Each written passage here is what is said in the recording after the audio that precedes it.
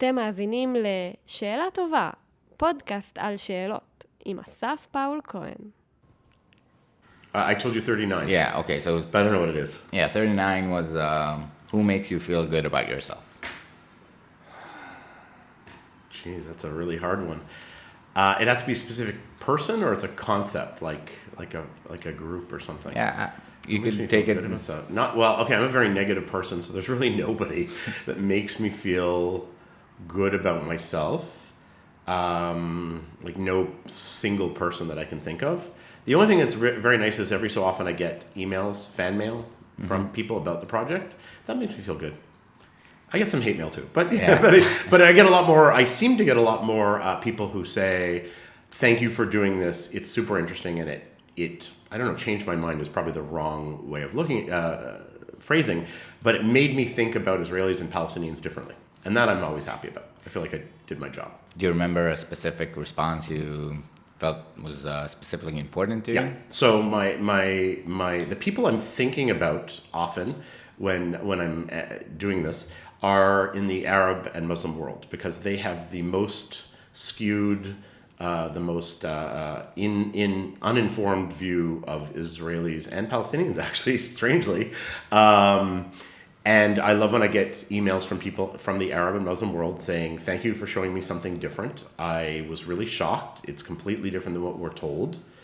And that's just as regular Israelis speaking, who are generally not even saying very nice things.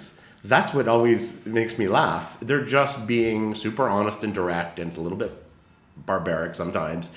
But the fact that they are humanized in the eyes of people we're technically at war with, to me, is a huge deal. I think that's really important. Same if somebody who's Jewish or Israeli says, "Wow, I saw something Palestinian and it made me think." I'm always happy with that. I think that's the goal here. Yeah, I think it's amazing. We'll give a little bit of context. I'm super excited. I got to know our guest. We'll introduce him in a second through YouTube, right? So I was into questions and asking, and my brand name is like Ask, okay? So I searched the web, and I got to see your project, and strangely, I got to binge on it, and it was super addictive, right? That's right. And we'll try to understand like what makes it addictive or impactful. Mm-hmm. But yeah, so what is Ask? Well, how do you explain it? It's a project on YouTube where people send me questions from outside, or sometimes inside as well. They want to know something from Israelis, from Palestinians, like, for example, what do you think of Bibi Netanyahu, or why do Jews not believe in Jesus? That was another one. I get that a lot, actually. I still get it. For Palestinians, why won't you accept a peace treaty? Things like that. Those kind of questions. Usually political, always from where I'm getting it from. It's from their point of view, what they see in the media. So often the question sounds ridiculous to people here because they don't understand that people outside just see it differently. Then I take those questions. Sometimes I have to change them a little to make it understandable to Israelis and Palestinians.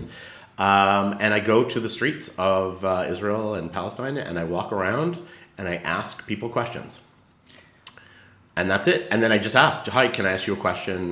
I do a YouTube project. I explain to them it's on YouTube, what it is, and say, "Can I ask you?" And, most people say no, and some people say yes. And whatever they say is in there. I don't edit out anything. And I ask usually 8, maybe sometimes 10 people. The minimum is 8. The maximum, depends on what it is like 10, 12, to get an idea of what people think. So you can't watch one video and think, "Oh, I now know everything about this topic." You obviously can't. But if you watch a bunch of videos of each side, you get a story told to you about what they think. And that's what it has become. It wasn't actually it didn't start out that way exactly, but that's what it became. Okay, so I have a lot of questions now, because it's super, you talk about it like it's a bit mundane or simple in a way, and it's, we'll see how simple it is maybe to just take a camera and go outside, but it's mind-boggling to actually do it and spread it. And it's very simple. I'm actually shocked nobody else does this. I every time I'm like, why isn't everybody doing this? I don't get it, but okay. Right, so we'll talk about it and what were the origins and your motivation to do it. But so I got all the listeners hyped, and who are we talking to today? So happy to introduce people online? No, they'll hear it later. Oh, okay. Right. Live or something. Corey is a curator of the an Israeli Ask a Palestinian project we talked about. His day job is a director at the International Program in Conflict Resolution and Mediation in the Tel Aviv University, where we're recording now with beautiful views. And basically, you say you're a guy that walks with a video camera asking people their opinions related to Israeli-Palestinian conflict. Well, my joke is I'm a dick walking around with a camera because I really do try to challenge people and ask. The more inappropriate it is, the happier I am. Like, the more challenging it is and the person gets even a little bit offended, I'm happy because I think everyone needs to be challenged in their views. So it's interesting. I'll ask because what are the regular questions you get asked? Because you get the questions from viewers, right? Sent to you. Yeah. So I have Gmail addresses and people send me questions that way. And I review them every few days, weeks, kind of depends on, if I have time. Through Facebook, sometimes people send me questions. Sometimes when somebody comes with me, they get to ask their own question, regardless of what it is, and I have to accept what it is, even if I don't like it. I just do it. And then when I see that people are asking, sometimes I think questions to me are not that interesting, or I just think, well, this is going to go nowhere. What's the point? But if people ask them enough, then I figure there's enough people out there who care about the answer. That was the Jesus one. Because I'm not religious. I don't believe in God. I'm Jewish, but I really don't believe in anything. And so when people are trying to understand why Jews don't believe in Jesus, that seems like even crazier to me. I don't get it, but okay. But I got it. So I received that question so often that finally I asked it. And now I have 2 million views, which I did not expect at all. I just thought, fine, I'll make them happy. A couple of people. And I have the most views on anything to do with Jesus. Yeah, so I think the power is having genuine, authentic questions from people that want to hear the answers and feeling and genuine responses. I think Right. that's what people react to. They are shocked that Israelis are and Palestinians are so direct. Israelis are just more direct. They have a different way to them, and I can explain that. But the people outside in Europe and America mostly are very surprised that not only are people so direct, but they're direct on camera. So, some other cultures are very direct, but they wouldn't do it on camera. And I'm kind of using that fact, in a sense, to do this. Yeah, and I think you get kind of naive, authentic questions. You get also very opinionated questions. And can you give an example of one that is like you can understand from the guy that was asking? I got some good ones. So one of the ones that'll come out soon is to Jews, all Jews. It wasn't just religious Jews. If a non-Jew, a goy, was dying on Shabbat, would you desecrate, that's the word, desecrate lechalel et Shabbat, would you desecrate Shabbat to save a non-Jew? And it was part of an email where I eventually figured out that the guy was incredibly anti-Semitic. I was shocked, because at first I was like, oh, it's interesting, just this philosophical question. He then said later, for example, at the Gaza border, the reason that Israeli soldiers shoot at Gazans is because they see non-Jews as less and want to kill them, and they wouldn't save the life of a goy, a non-Jew on Shabbat. So I went and I figured, okay, so this one I'm not just going to do religious, even though technically we know here it's only religious people would even think that way, if they thought that way. But I figured I'll do like a cross-section of Israelis in general. So I did like 3 Haredim, 2 regular religious Israelis, and the rest were secular. And actually nobody said they wouldn't. One guy said he would check with his rabbi, and I actually got pissed off at that answer, but I tried not to show that. So you get people who are asking what I call gotcha questions. They're asking questions they think that they know who the Jews are or the Palestinians are, and they're going to expose, because they think everyone's lying in the world to them. Right. And what they don't know is that both sides are incredibly in your face who they are. They will tell you anything about who they are. So like the differences would be that the gotcha question, you kind of know what answer you're looking for, and trying to get the other person to say they that. think they're going to get a very specific response. And I know, because I know Israelis, chances are you're not going to get what they think they are, but who knows? I could be wrong. Right. I just asked, I think I finished it. No, I haven't finished it. Do you want to conquer Jordan as a country? Because technically in the Bible, it actually says the Jews controlled parts of Jordan. And I know a few religious people who actually say, yeah, maybe someday, maybe. I actually, by chance, met some guy who was actually very secular who believes we should conquer Jordan. He was a bit of a lunatic. And then funny enough, some religious people said, no, we shouldn't. So sometimes I'm surprised by the answers too, because I don't know every sector of Israeli society. But the idea is just to get a cross-section, and yeah, if 1 of 8 says the opposite of what I think they're going to say, okay, that's great, no problem. Yeah, I think the magic occurs, and you want to see different responses because they are so very different from one another, and you get surprised. Maybe the feeling of stereotype breaking it sometimes makes you jitter in your seat, right?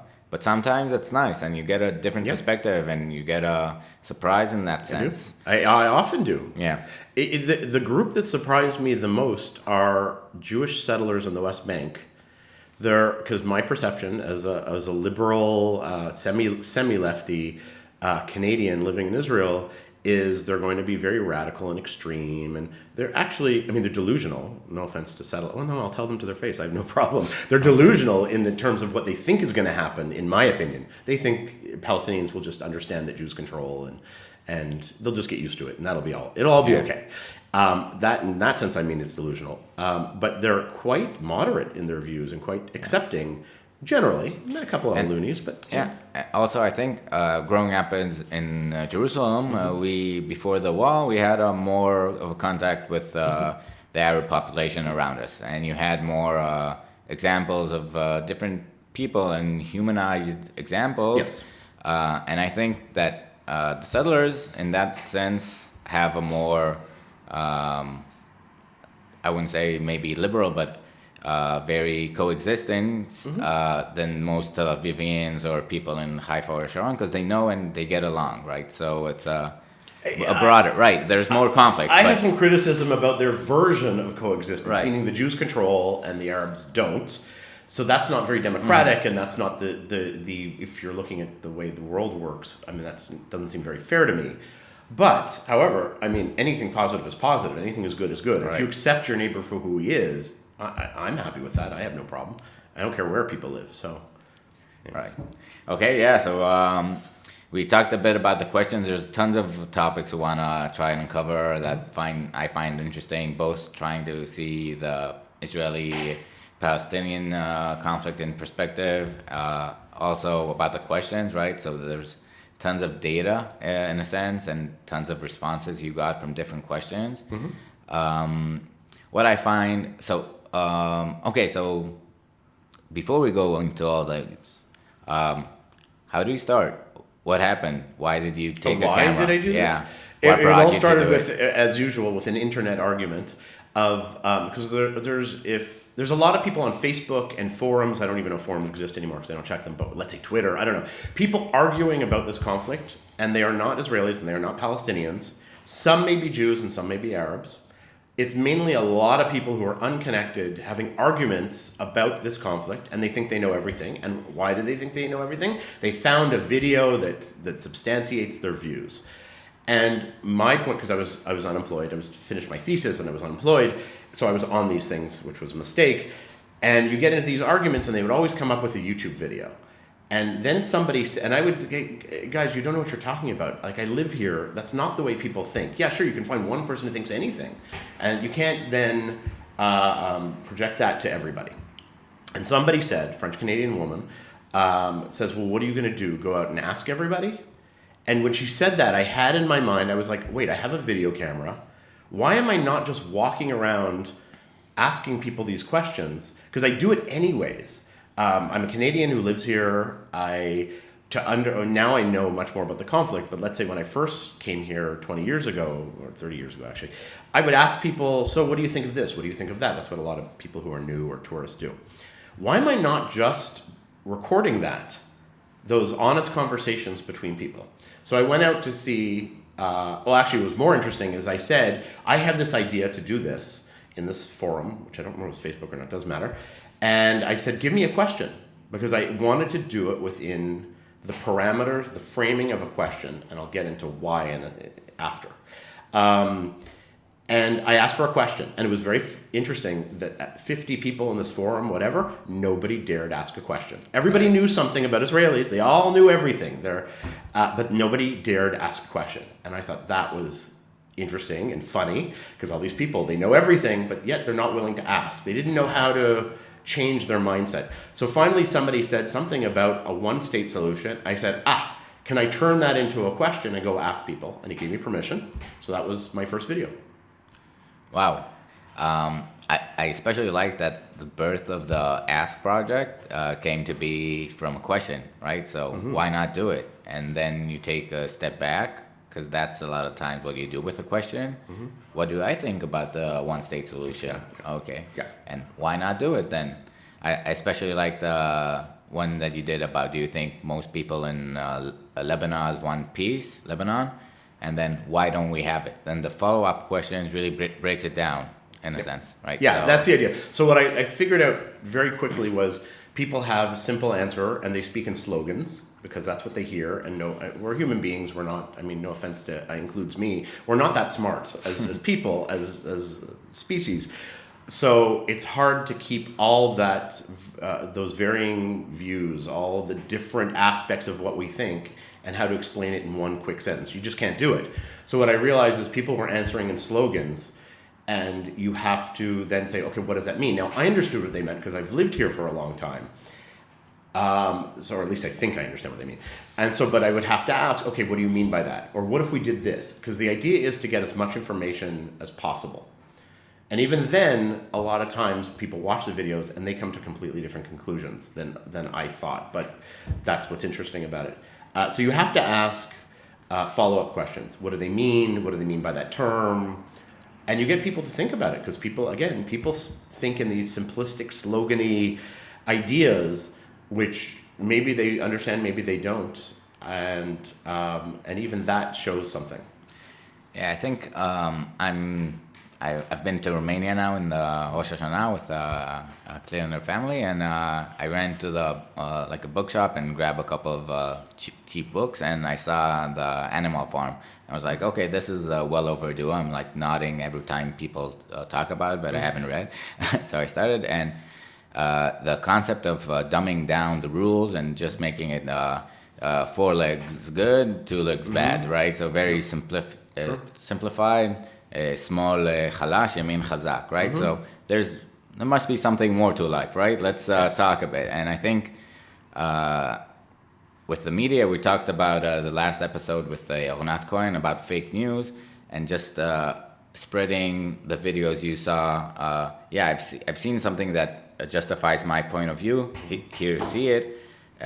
Very shallows down the pool of meaningful talk, right?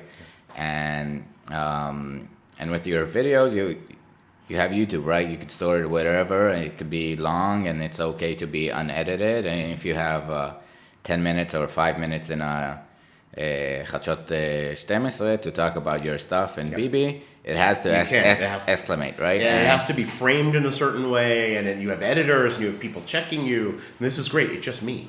Right. And it's the people. It's not even about me. It's about the people who are saying it, and they just say what they want. So it's a different thing. So I think it shallows up the spikes and all the dumbing it down to people and really bringing forth an opportunity to have a conversation or to take different points of view on a question, right? Because I think one thing I've understood about questions, it's their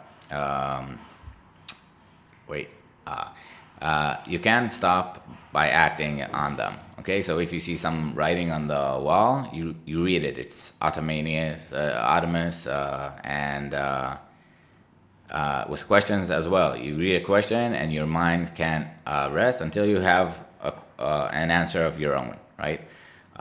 So seeing your videos, you have your questions, and you automatically try to compare to other people's responses. And that sense of complexity to the subject is great. Yeah. What I'm hoping happens and I don't know if it does, but I'm really hoping that it's similar to, let's say, satire on TV to make a point. So people will watch the video. Israelis, let's say, will watch the videos, or Palestinians, and they'll hear someone with similar views to them, but then they'll say, "Oh, do I really sound like that? Wait a second, maybe I should think about what I believe."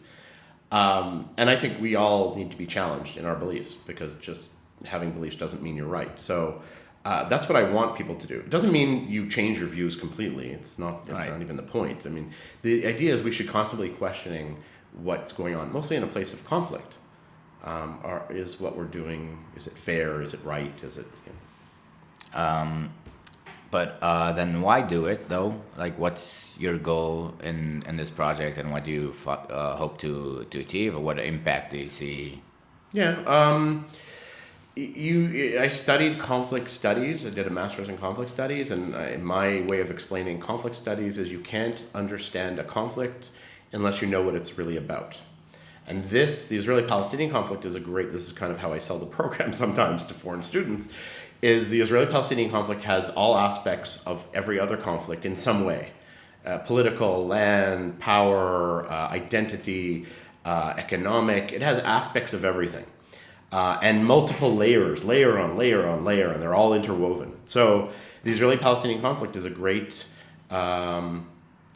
place to learn about conflicts in general. And because it's so complex, you have all these people who mix in their different ideas of power and identity and land and all those things that I mentioned. They all get interwoven,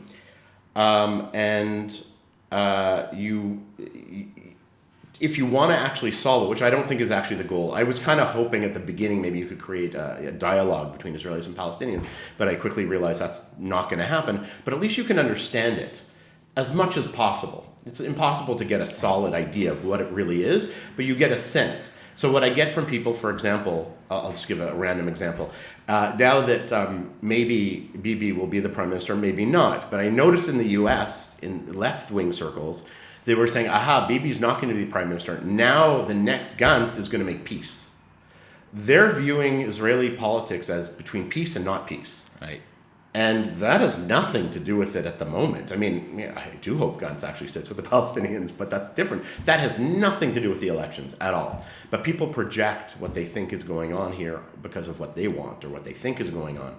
And all I want to say is, guys, at least know what's going on. Deal with what is. Don't deal with what you wish it was or what you hope it isn't. Or deal with what it is within that context. And in the same way, I roll my eyes at a lot of Israeli and Palestinian things, but I still have to deal with it. I don't believe in religion, for example, but there are people who obviously a lot of people here believe in God and religion, and I have to respect that. I have to understand that. I have to view it within that context. So the purpose of the videos is, in that sense, is understanding everything from each person's perspective. Doesn't mean they're right or you agree. Right. It just means, now I know about it. That's it. So trying to hashtag it, right? So in a information-wise, getting a different way of getting information from people, right? Yeah, getting it from the source, not through the media, because every media wants to. They come with their own lenses, their own glasses of what's going on here, and they misreport, I think, what's going on. I mean, people call that because they're anti-Semitic, or the Palestinians say it's because they hate Palestinians. It's very funny how we're exactly the same. Yeah. Learn it from the source. That's all I'm saying. Figure out what people think. Right. There's also journalists think if the story is important, relevant, and urgent, right? And hearing about a Palestinian in Shechem, what he thinks about how we can, solve the water problem, isn't urgent. It might be relevant. It is kind of important, but it's not urgent, right? So it doesn't get to the media. So we have to take the back channels of other media. Also, it's hard to talk about these things face to face, right? So if we would have, you said there's a problem of the dialogue, right? It brings out the information. People might change their mind, might not, but there's not after aftermath of contemplating together, right, or something like that. Well, there's two things. First of all, it's all emotional, right? In many ways, conflict is emotion. So if we didn't have emotion, we wouldn't have any conflicts. So a lot of it is the emotionality of dealing, and we're baboons basically. So we're staring at each other and we're trying to get more and more tough. I'm going to win. No, I'm going to win. So everything becomes about the emotions of it. And what always happens, always in these things, is you go from topic to topic to topic to topic, and nothing gets resolved in these dialogues ever. Right. I mean, it just amazes me because I love those dynamics of you cannot get any group of people, no matter how logical they think they are, to sit and focus on the one issue. They bring in every other issue because they emotionally want to win. They just feel they want to win. And so nothing gets decided, nothing is really... Now, maybe they heard you, hopefully they heard you a little bit, but usually it kind of reinforces your own views. That's usually happens. The nice thing about a screen is you're a passive observer. So you get to watch people argue even your own point and go, oh, do I really sound that way? That's interesting. Oh, I never thought about that. It just brings you out of it. And that's something that I have to remind myself, because I am a very hot-tempered person. I get into fights with everybody everywhere. It's a bad habit. Nice, it's funny in conflict resolution. Yes, exactly. Yeah. That's why I'm good at it. No, the resolution part, I'm terrible. At the conflict, understand. I know what's going on as I'm doing it. I know it's a mistake, what I'm doing. I know, absolutely. But there is that thing in conflict where I call it, you take 2 steps back and you observe the situation. And through a screen, through a YouTube video, through watching people, being an observer, that's helpful. Because you take the emotions out of it and you just kind of look at it for what you think it is. And you learn more that way because doesn't have a direct impact on you. Yeah, I agree. I mean, there's lending the topic from theater. UNESCO has the theater, I think, where it's there's a temporal or a geographical gap between the viewer and what happens. So it might happens in Imaikara or something in China. Mm-hmm. Okay, so it's not on our culture, right? Or you have something that is very in the back, historic, right? So it's not about us. That's right. And you detach the emotion, and then but it's a metaphor of maybe something happening today. And then you have the eureka moment, but you detach the emotional part. Exactly. Right. Yes. I was thinking maybe taking it to politics also here in Israel, right? Because I've seen you in one of the videos talk about it. It's hard to have people talk face to face because it's too emotional and they just talk past each other. Yeah.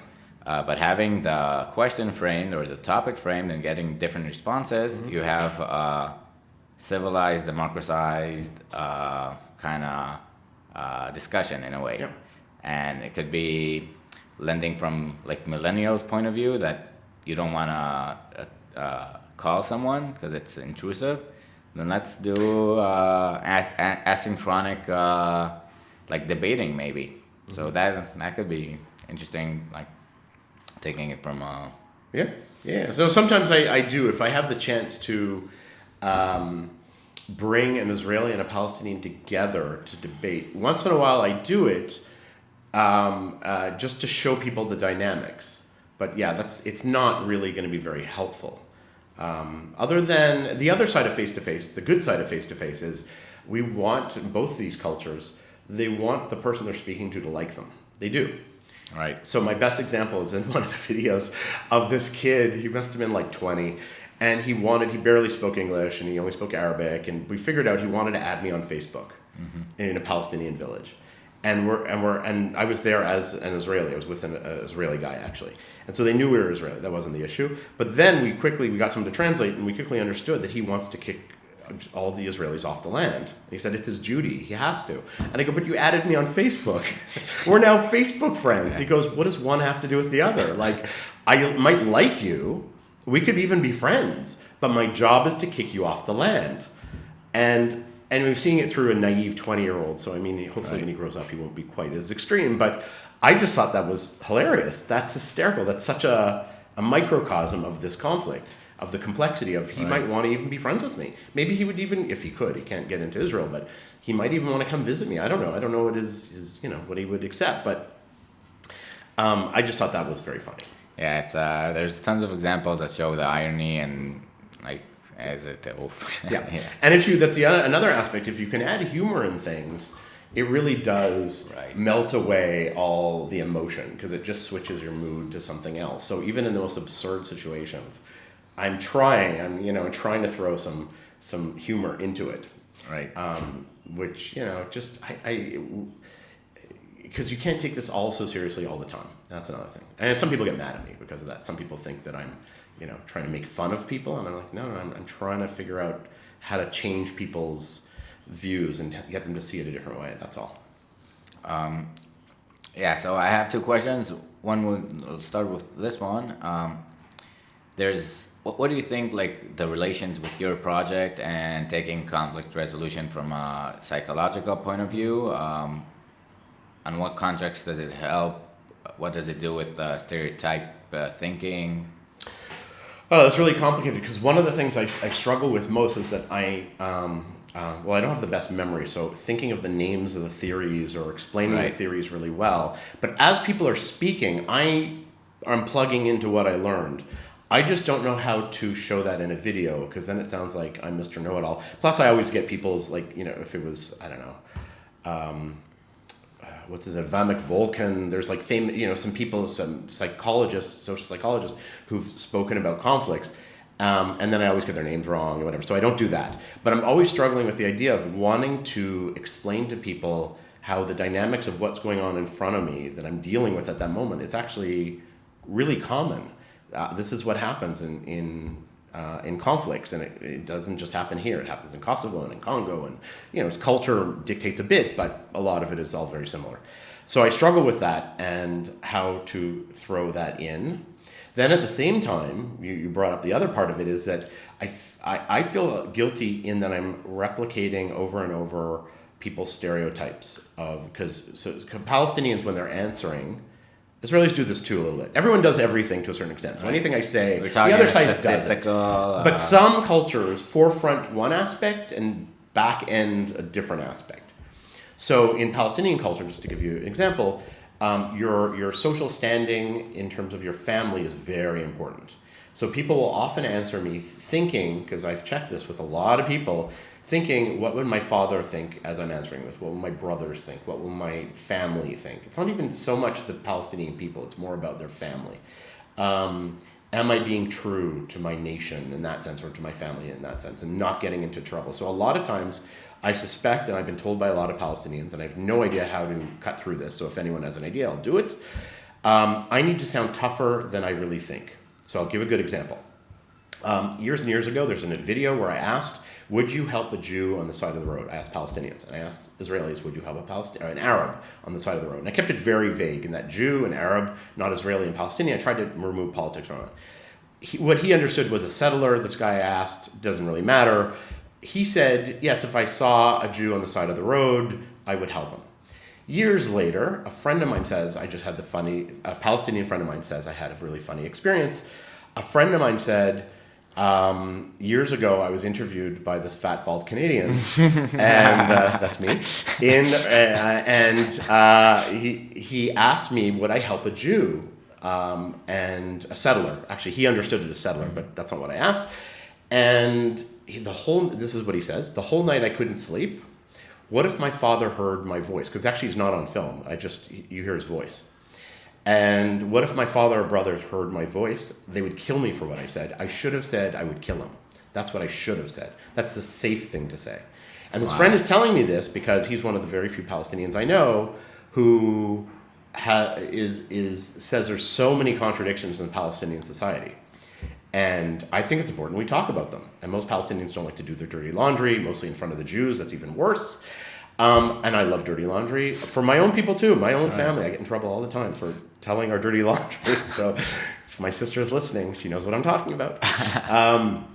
But the point is that people say things often because of what they think others want to hear.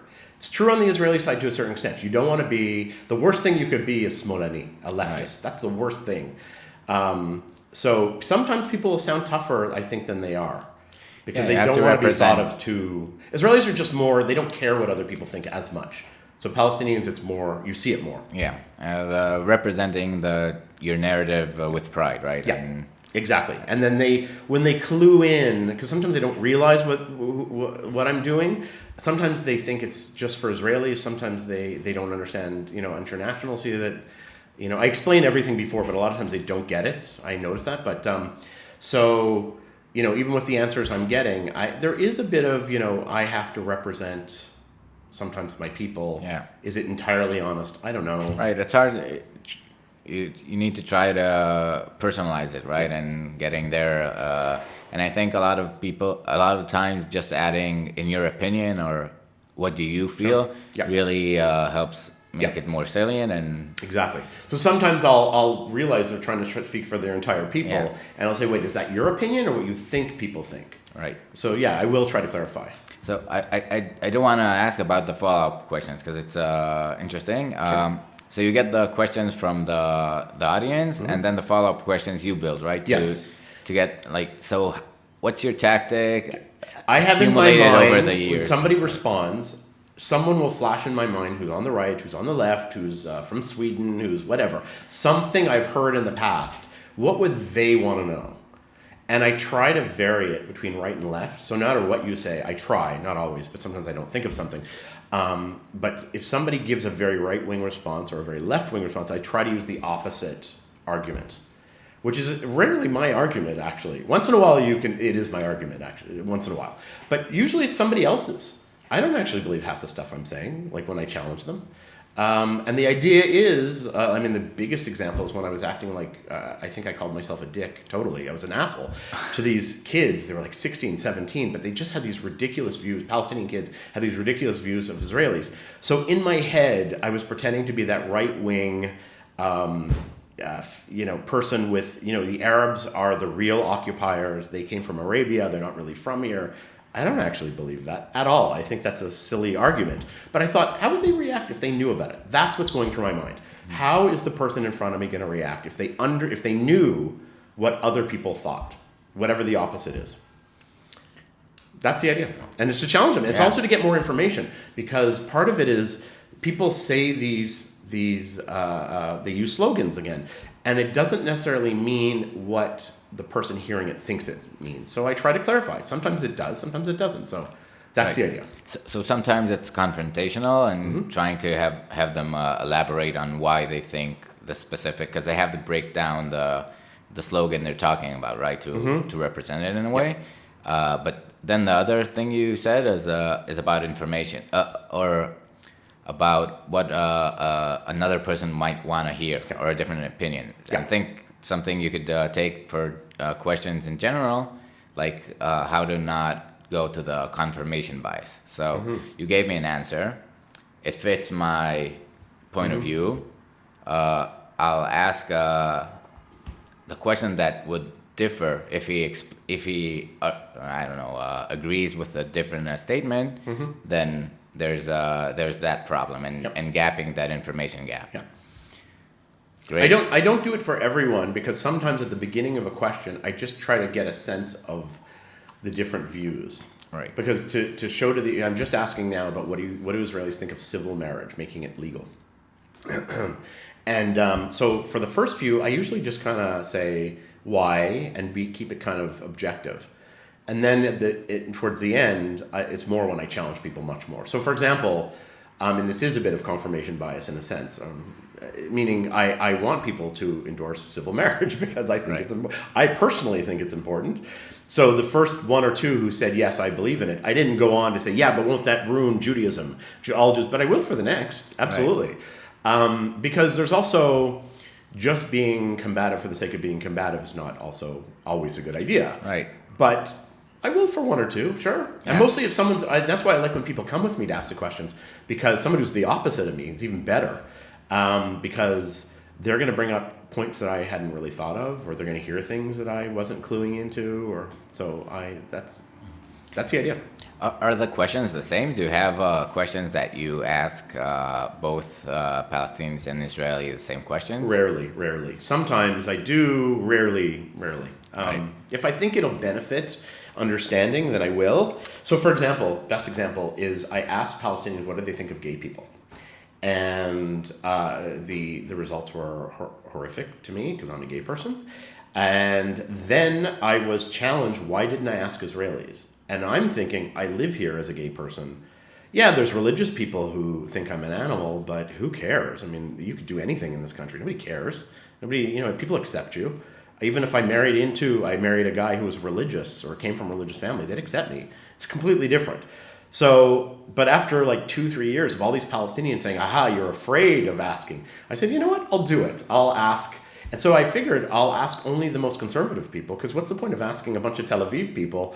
What do they think of gay people? It's just so, who cares? So I asked settlers and I asked Jerusalem people, and it was actually, I got quite nice responses, or nicer than I expected. Right.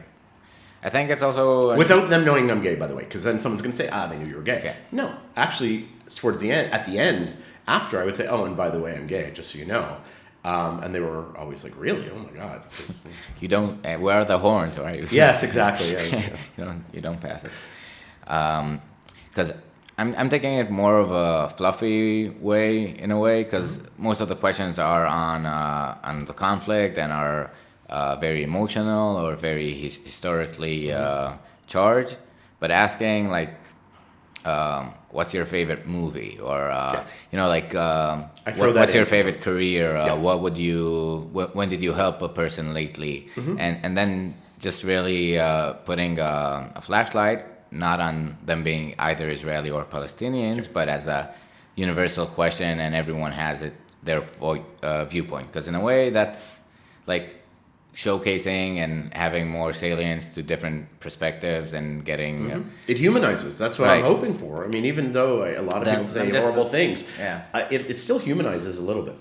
For sure. I'm just, contemplating if taking it to just very apolitical has also its political shade. It does. Right? I just don't think... I think because nobody else is asking all these questions...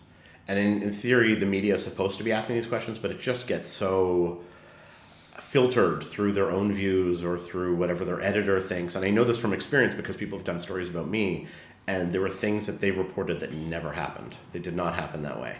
And it pissed me off and I asked why they did, and they said, well, it sounds more exciting that way. Right.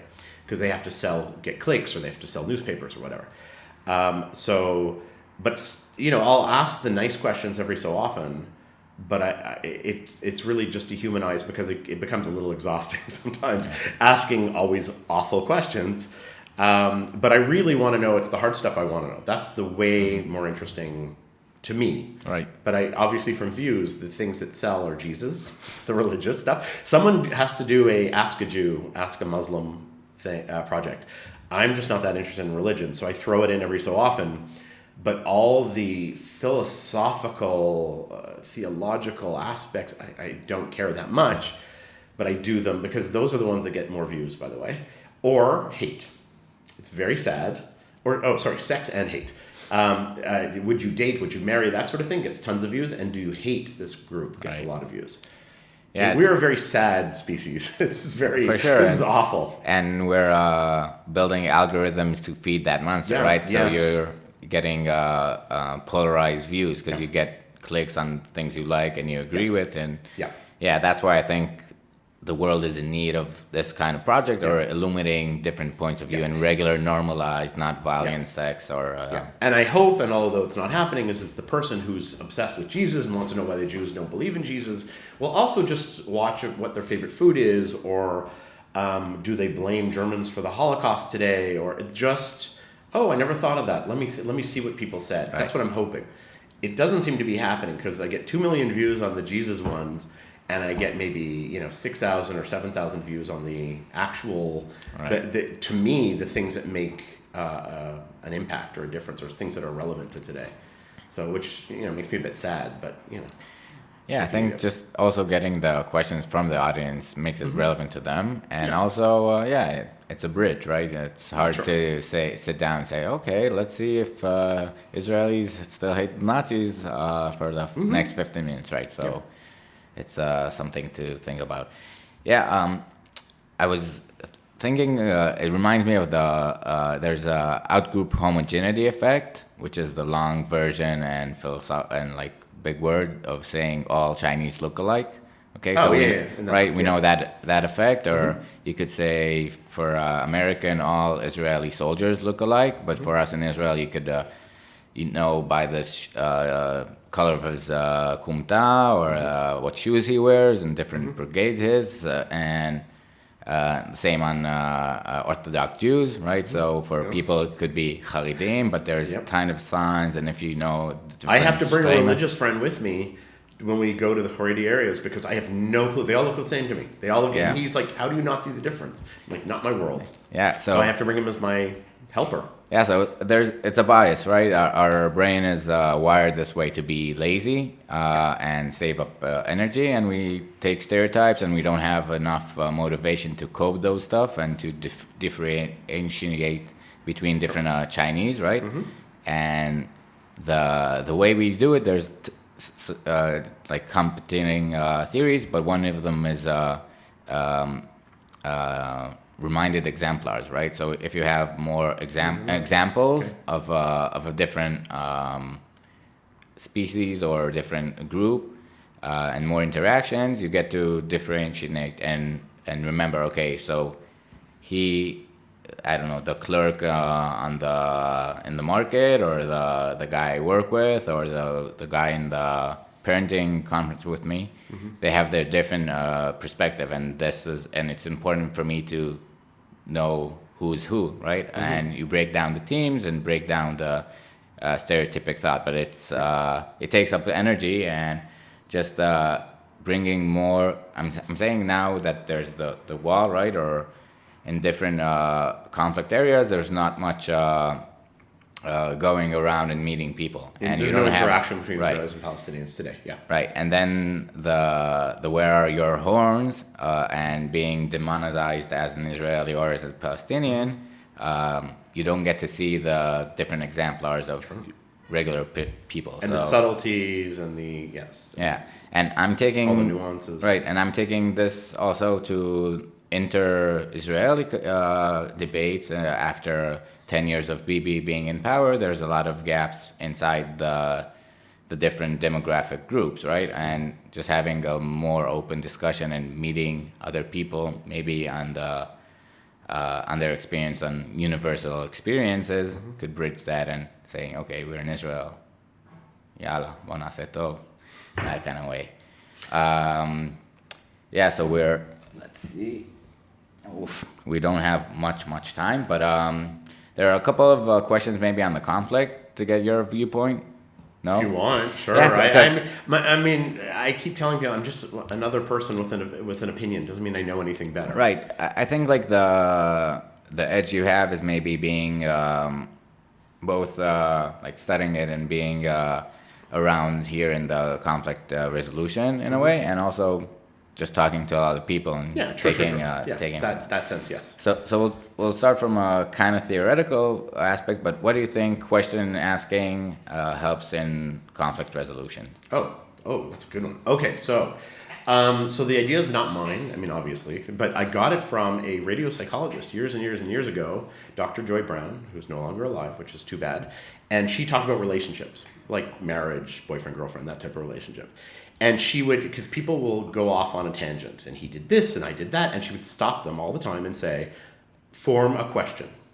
Boil it down to a one, and then they would go on and go, and there's stop. You need to boil it down to a question. And the purpose of that, which I figured out, is it focuses you. What do you really want to know in all this? Is it he didn't buy it? Is he did buy this? What's the issue? You need to focus it down. And I think that's important in conflict resolution, because as even forgetting about what theoreticians and people who work in the field do, just people who talk about it, we go off on these tangents, and it's, what's important to me is not important to you. Like, I'm not a religious person, but maybe you are, and the land is important and it's sacred, and we need to boil down, what are we even talking about if we want to have a discussion about this? And the easiest way is through a question. It also, in video or in audio, it also stops people from going off on who knows what. If you just keep bringing them back to the question, it keeps them focused on something. Now, it doesn't mean that's the whole story. Obviously, it isn't. Couldn't be.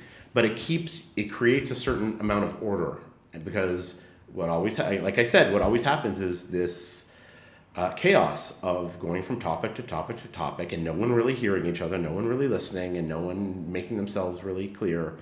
So having a question is really important. And so that is I stole from somebody, it's my little gimmick of just keeping it focused within the framework of a question. I think that should be used. I was involved in a dialogue group in Canada between Arabs and Jews, and I kept bringing that up, going, because people would just go off on a rant. And I was like, could we just bring it down to one question and then people can give an opinion? That'll be much simpler than everyone going off on a rant that includes 20 different things, because I don't even know what to focus on. And in each one of those, as we all know, if you have, let's say your parents, I don't know, go off on some political rant, you might focus on X and they meant Y, and so nothing ever gets dealt with. Yeah, I think both the focus and the subject matter is super important. And also it's much easier to agree on the question because it's legitimate that you have different answers, right? Yeah. And the answers or your viewpoint isn't attacked. Mm-hmm.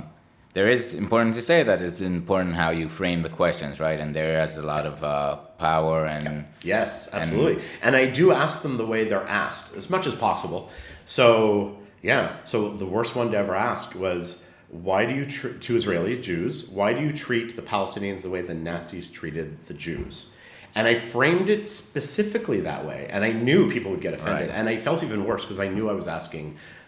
people who came from Holocaust survivors. I knew, I could tell who I was asking. And it was on purpose, actually, because it is that specific statement is so believed outside of Israel, I have to deal directly with it.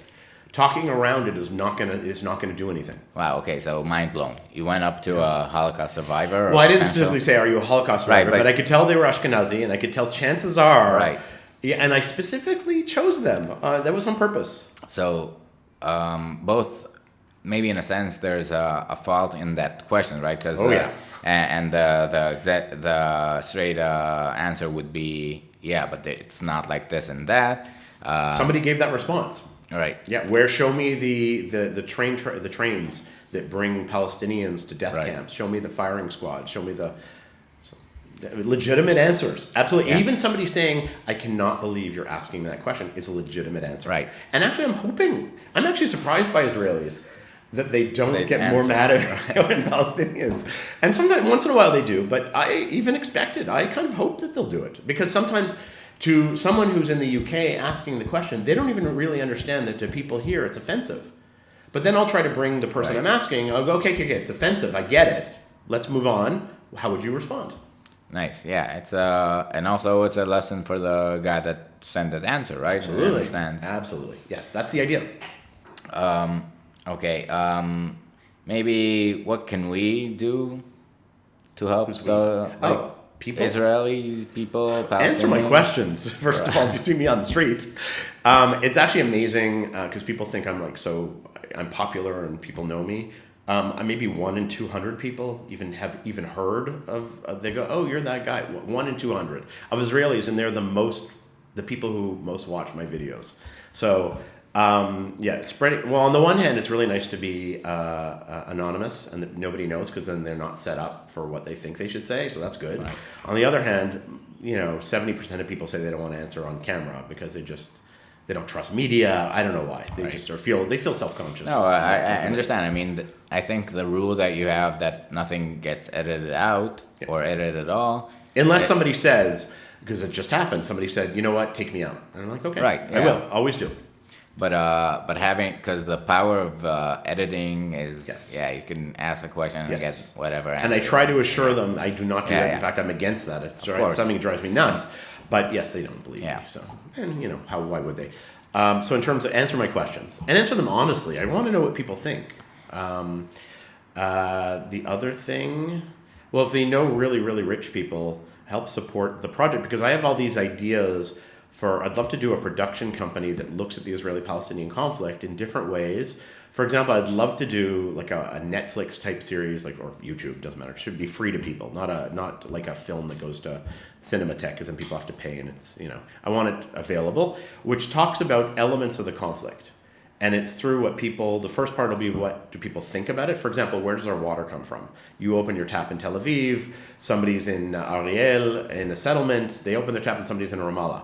Where does it come from the source? Where does it go to the tap? That's the example I always give. Because the perception from Palestinians, to give you an example, is that the settlers have this huge tap and they turn off and on their water because they're evil and they hate the Palestinians. And that's the perception, I mean, I'm exaggerating a bit, but really that's the perception of most Palestinians. They think the settlers control everything. And that can't be true, first of all. But in between truth and myth is a lot of politics and cultural aspects and even some racism I'm sure is going on in terms of why my friends in Ramallah don't have 24-hour-a-day running water. They do not. Nobody in the West Bank does, or very few people in the West Bank do. And is the reason infrastructure? Is the reason they're not getting enough water? What are the reasons? I want to know. And that I would love to do something along those lines of looking at what people think. So it's a lot of myths and a lot of conspiracy theories versus what we can actually figure out. And it means like just because somebody tells me something doesn't mean it's the answer. I'll go check out another 12 experts on every side. And then let's go see if what they're saying, if it's something provable. We just installed this whole infrastructure in this area. I'm going to go speak to the people in that area. Do you have new infrastructure? I want to know, are they full of shit, or maybe they're not even lying. They just think something is true because there's so much that's said in this conflict that people believe is going on that's, maybe not entirely true, or even maybe true. There's always a grain of truth, but there's a lot of aspects that are people just either don't know about or just not saying. I want to look into that. That to me is the most interesting thing about this conflict. Yeah, the example of there are camels in Israel, but no, I do not ride a camel to school, yes, right? Yes, that kind of question is being asked, so you get all the different shades of bizarre. I don't know if I'd specifically, although, that comes up a lot, so maybe I will ask about that. But no, but the idea is understanding what's going on. Can you prove it is going on? Because it's interesting to know. And then we can only... So, for example, like infrastructure in the Arab sector in Israel, whether we're talking about Jerusalem or Arab villages or cities, is their infrastructure really being repaired? Because there's all this money now coming from the government for the last few years. Is it happening? I don't know. You ask them, for example, I did. Right. They all said no. And I'd say, there's no new roads, no new schools. I go, yeah, there is a new school. Oh, yeah, they just repaired our road. So people are not connecting things. And I'm not saying I want to make Bibi look really good and, he's giving all this money. I just want to know, does the person who lives in Kalanswa and me, do we have the same access to resources in that sense? Meaning, can we get certain similar jobs? Does he have running water? Is the electricity working properly? What's going on? Is policing, this is now a big issue, is there policing in their community? Who's getting what in the society? That's what I'm interested in. Yeah, I think just getting people on the side of both getting the information and understanding the more complex situation and being involved in the minimal way of making it better and having essentially just to begin with good intentions to the other side in a way, or that's huge. Building the trust by seeing different aspects. We'll say, but it's complicated. We won't solve that. And yeah, but these have to be talked about. I'll just give you this example that keeps coming up and I don't know what to do with it is I speak to non-Ethiopian Israelis, and I ask them about Ethiopians. And I get a little bit of, they've gone too far with the violence, or, the protests, because I asked specifically about protests, for example, or whatever. But the intention is, no, we support them. We don't want racism. We don't think, and I'll ask things like, would it be okay if your brother or sister or son or daughter, whatever, married somebody Ethiopian? And so far, everyone has said yes, and I believe them. I don't think anyone was lying to me. When I speak to Ethiopians, they don't believe it at all. It is even when I ask them, the reason there's not that many Ethiopians in the videos is I ask them a lot, and they will not speak on camera. They think everyone is against them. To me, it is about them forming their identity as Israelis and as Jews, as an Ashkenazi Jew in Canada. I come from a family who thinks everyone hates you and everyone hates the Jews. They're kind of doing the same within Israel. At least that's my take on it. Yeah, right? there's a evolution of Ashkenazi and then Mizrahim and exactly. And they have real in that sense. Yes, the Mizrahim were screwed over by the Ashkenazi. The Ashkenazi were screwed over by the non-Jews. Yeah, there's elements of truth in it. It's not that it doesn't exist. But in the day-to-day, I mean, I could give examples of actual racism, but in the day-to-day, most people actually have very nice intentions, which impresses me. I actually have to say, Israelis and even Palestinians sometimes, they talk tough, they do have nice intentions. They really do want to get along with each other. When you have these small groups that are kind of finding their way, the ideas of being hated or being put down get, I don't even want to say exaggerated, because it's not, I'm not saying they're lying. They're right in some ways. But they're seeing it in a very skewed way. And I'm struggling with, I want everyone to be having that conversation, because I'm picking up on, you have the best of intentions. I have no idea what your view is on Ethiopians or whatever, but I'm just going to make the assumption that, yeah, if your daughter married somebody Ethiopian, okay, nice guy, who cares? It's not a racial thing. Yeah. And from them thinking, no, nobody wants to marry with us. So I'd say there's a gap here, and that I can see blowing up. That's why these things keep blowing up, is that people don't speak, and even if they do, they get off on, well, you were violent. No, I wasn't violent. They get stuck on some small aspect when they're missing that the 95% they agree on everything and They get along, and it should be okay. I agree. I think, but the thing is, I want to emphasize. I think them feeling that way isn't skewed in any way. It's like their legitimate point of view. Yeah. And also, in a way, a lot of the times we both try to chivalrize ourselves. I mean, I would be okay with that. I had this burst a couple of years back on feminism, right? So an epiphany, it's not okay to be bad to women. Wow, okay. And you shouldn't know that. Yeah, but the thing is, everyone has done stuff, and everyone, True. and like there's different aspects of it, and saying even stuff that I'm not aware of or wasn't aware that were offensive, you stop doing. And also by Ethiopians, right? So I'm super lefty, super liberal, and everything, but you have this stereotypical point of view, and your minds work that way, and you do get these eureka moments of, wow, I was almost a racist hero. I do it too. We all do it. That's normal. They do it. By the way, Ethiopians do it about other people. Everybody does that. Right. That's human nature. We should all be thinking about it and catching ourselves doing it. And still, I come back to the point that most of us, 95% of it, we really do. There shouldn't be a conflict in that sense. There shouldn't be. And the aspects of racism, for example, if Ethiopian or an Arab or I'm trying to think of other groups would have a hard time getting an apartment in Tel Aviv, for example. I can see that happening. I can see people being, no, I'm not sure if I trust and judging by their whole sector. Yeah, those are real. I'm not saying that's not. I'm saying that from examples, personal and everyone we know, I'm sure, most of it is people do want to do the best for others. As long as it doesn't cost them too much. That's where it always comes down to with Israelis and Palestinians. As long as it doesn't cost me too much. I don't mean in money. I mean in terms of, thinking, oh, it's my apartment. Oh, it's my... So those are the times we do need to check ourselves. Absolutely. What I'm worried about is that what happens in these closed systems, Ethiopians or Arab Israelis or Palestinians or religious Jews, they create these bubbles of slogans about the other, and that boils over into, and a lot of times it's not exactly true. There's elements of truth, absolutely, but I wish we'd be asking each other, is that true? Do you really feel that way? I wish we would be doing that. We don't. Nobody in any society does that. I think that brings us to the next stage of what do we want people to do more, so it'll be a bit better here, so we'll finish up with that. But I think just also saying about the in-group and out-group effect, right? So your basic in-group is yourself. You'd be more favorable to yourself. You'd be more favorable to your family, to the Israelis, or compared to outside out-group, right? Oh, yeah. That's huge here. Yeah, and it's a This is a tribal region. Right. We're all tribal. But it's also primates. It's biological. Yeah. It's very...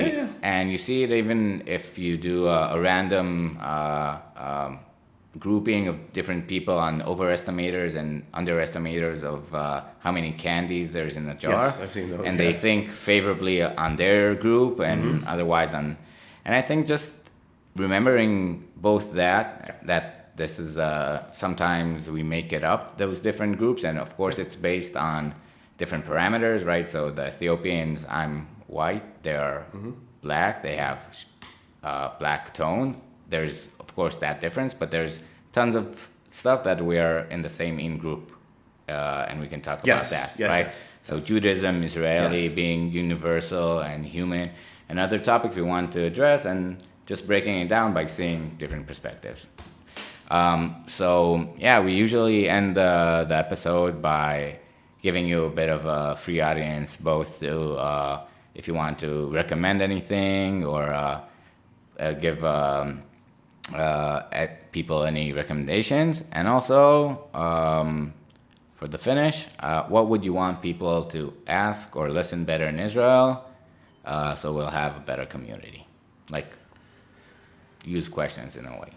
Okay, I don't know what I'd recommend. I have no idea. I haven't thought about that. What do people normally recommend? It could be a book or going to. Okay, we'll skip that. Okay. No, I can't think of anyone. I'm a very boring person. Other than this and work, I don't do much. What would I want people? What would my wish be in a sense for people? If people, think about more when you're talking about politics. Think about the impact that has. On others, not just your group, on other groups that live here. I mean, let's say we're talking about, because this is my thing, is I find Israel is, yes, it's a democracy, but it's a very flawed democracy. And what I mean by that, I don't mean the actual institutions, because they're actually more or less okay. I mean, we have good systems. It's how people think. They think in populist ways, and that scares me a lot. That's a personal thing. I find people here don't understand what a real liberal democracy is. They think just because the majority thinks it should be X, therefore it has to be X, and they don't understand there are other people.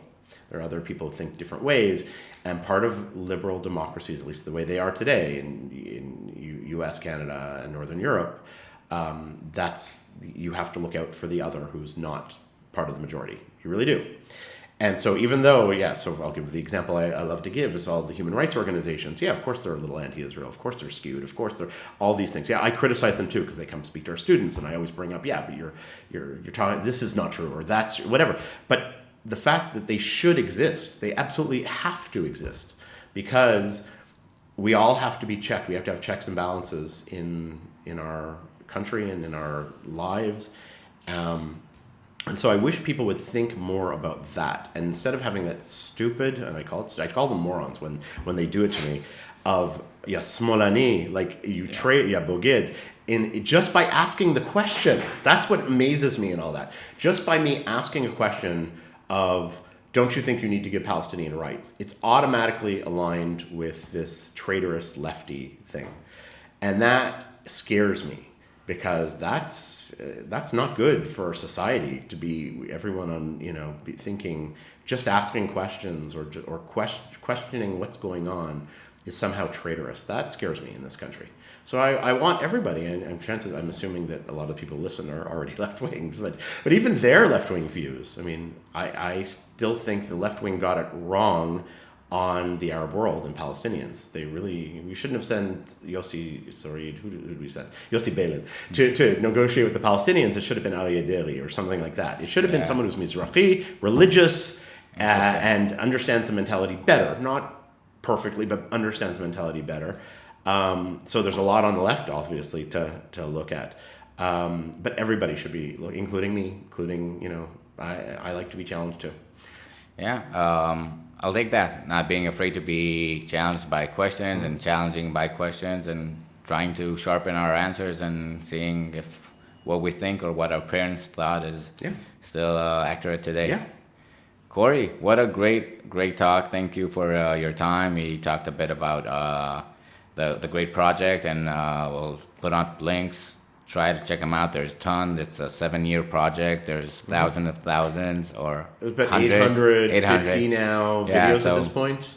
They won't run out. You could binge on it. I'm not tired. I love it. I'm having a great time doing it. I posted up that you're coming a bit late because I was in Romania. But people, if you have questions for Corey, you could post it on the Facebook group. It's called She'ela Tova podcast על שאלות עם אסף כהן. Check it out, and you could ask next guest questions beforehand. Yeah, thanks a lot.